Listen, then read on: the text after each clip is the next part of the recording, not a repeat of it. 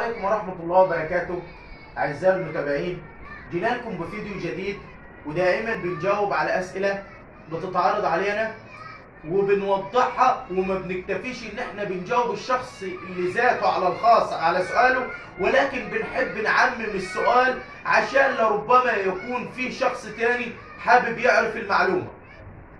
مدة الاحتجاز، واحد بيقول أنا اتقبض عليا، النهارده مدة الاحتجاز بتاعتي ايه؟ او هل الاحتجاز بالمدد اللي بنشوفها في المركز دي مثلا اسبوع و10 ايام من غير ما يتعرض على النيابة، هل الكلام ده قانونا؟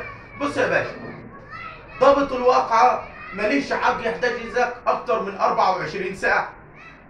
النيابة العامة ما تقدرش تحجزك اكتر من 5 ايام.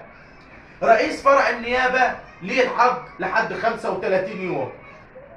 انما كلهم في مشملهم بعد ما يوصلوا للقاضي لا يتعدى الحبس الاحتياطي عن 180 يوم.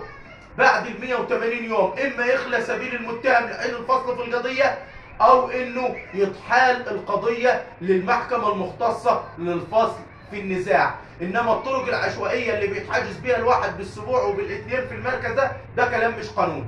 انتظروني في فيديو جديد ومعلومه جديده.